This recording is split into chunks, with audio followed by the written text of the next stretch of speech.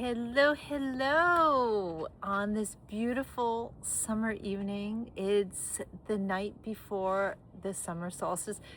Try to ignore that hole in this umbrella. That's one thing I forgot to replace. I am sitting here on my porch and I wanted to show you something because I wanted to have a little chat about creativity and this incredible season that we are embarking on, and something that I'm launching tomorrow that I'd love to share with you and invite you to join me on. But first, I have to show you this. This is my gardenia plant, and I just want to show you something very special that just happened today. After what seems to be 2 months of me waiting on this gardenia and thinking it would never bloom, just today, this gorgeous white blossom happened. And if you've ever smelled a gardenia, I don't know if there is more glorious fragrance in the whole world. So what a gift. Creativity could sometimes be like this metaphor of this gardenia plant. How long do we sometimes struggle to try to create something? We go through seasons of doubt where we think it's never going to happen. We go through seasons where we're no longer even interested in the thing that we were once so excited and passionate about. Now you're like a few months into a project and it's doesn't have that same vibrancy. You're not that interested anymore. It's hard to follow through. You start to doubt even why you took on such a thing. Well, I'd like to invite you on this, what is tomorrow, the summer solstice. It's not only the day with the most light in the year, but it's also reflecting about the energy that that day brings. We are embarking on a new season. It's a time where nature itself, this gardenia plant, ripens and gives forth its abundance.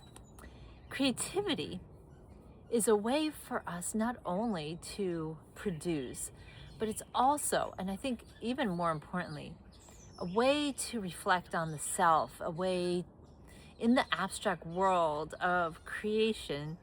We have a chance to reflect on ourself, our place in the world, our purpose, our drive, what ignites us, what sparks us. We look for inspiration and we start finding these synchronicities start to happen in our lives. Creativity is so much more than making a product. It's how we make ourselves in the process of creating. So in the next 90 days, I'd like to invite you to join me on what I'm calling 90 days of creation, where the idea is simple. Create one thing, whatever that is. It could be create a garden, create a book of poems, create a painting, or write that novel you've always wanted to write.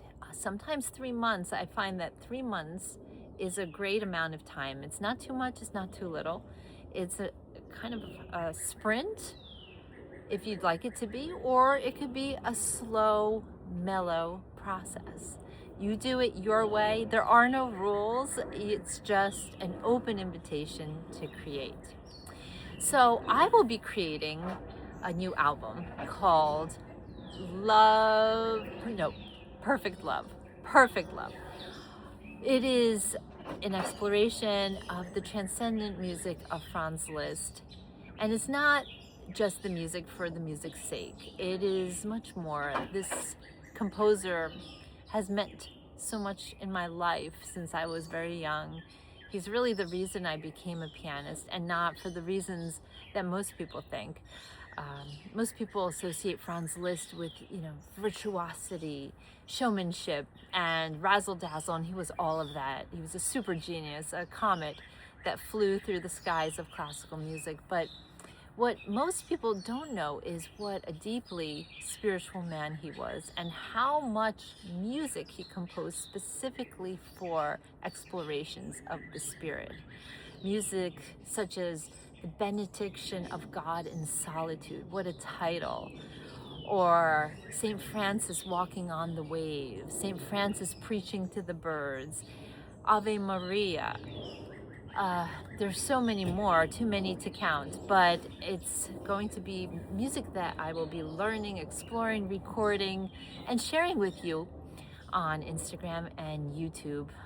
I'll be sharing my creative process, my journey, the things that inspire me, which are usually outside of the musical realm. And one of the things that I'm also doing this summer is learning something completely new, something that I've always had a passion for and never really took it up. And if you guys know me, you know that fashion is a passion of mine. And I have always wanted to learn to sew. And I've decided this is the summer of sewing. I am very fortunate that my 23-year-old daughter Maya is also embarking on this, and she's ahead of me because she's already completed a skirt. But I wanted to show you the fabric that I just got today. And my hope is to make a skirt and eventually also make a pantsuit and maybe even a dress. So this is a fabric that I got today at a great place in New Jersey. If you are in New Jersey, I highly recommend Fabric Warehouse. I went to the location in Rahway, and they have incredible fabrics at incredible prices.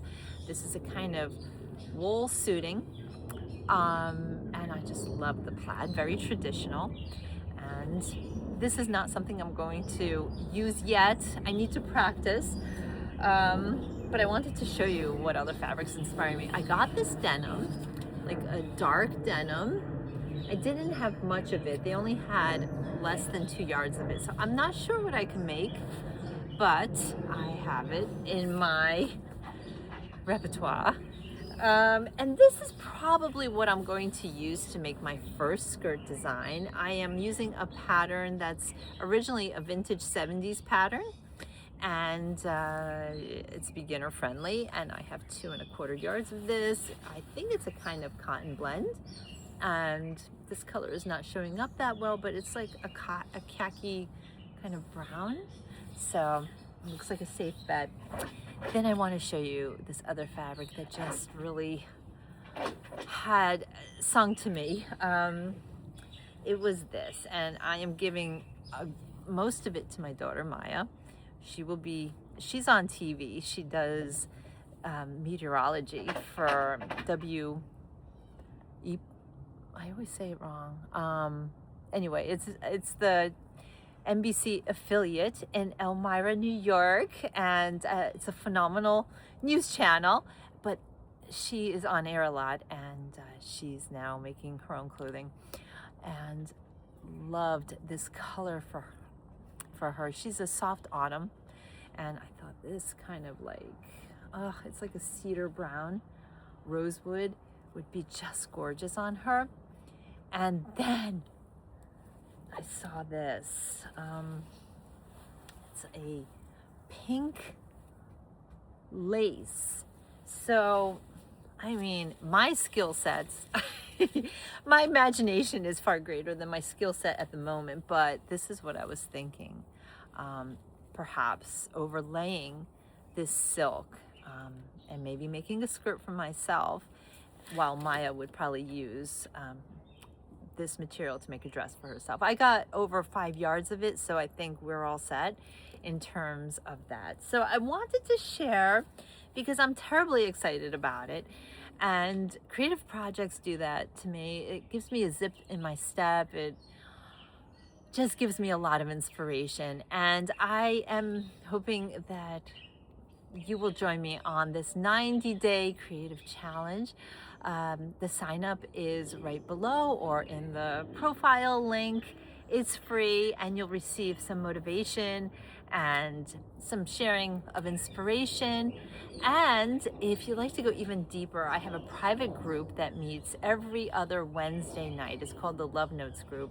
In this group, we combine inspiration from the world of music, spiritual topics, creative topics, and we're exploring creativity on a deeper level. in the next 90 days. And this Wednesday night, we are meeting to talk about the blocks that get in the way. I have been reading the most incredible book by Brianna Wiest called The Mountain Is You. Oh my goodness, was that eye-opening? And it's about self-sabotage. How oftentimes, especially, for creatives, we might be sabotaging ourselves, and the programming is so deep that we might not even catch it. And we might give up on projects, we might second guess ourselves, we might do all sorts of things to sort of deviate those feelings, when deep down what they are is a form of self-sabotage. So it's been eye-opening. This Wednesday night we're going to talk about these topics, and we're going to uproot those things that are in the way, so that we can create, we could be abundant, and we could be fruitful. I'm hearing these beautiful birds around me. They are abundant, they are fruitful, they are glorious, and I am wishing you a season of incredible abundance and blessings beyond your wildest dreams.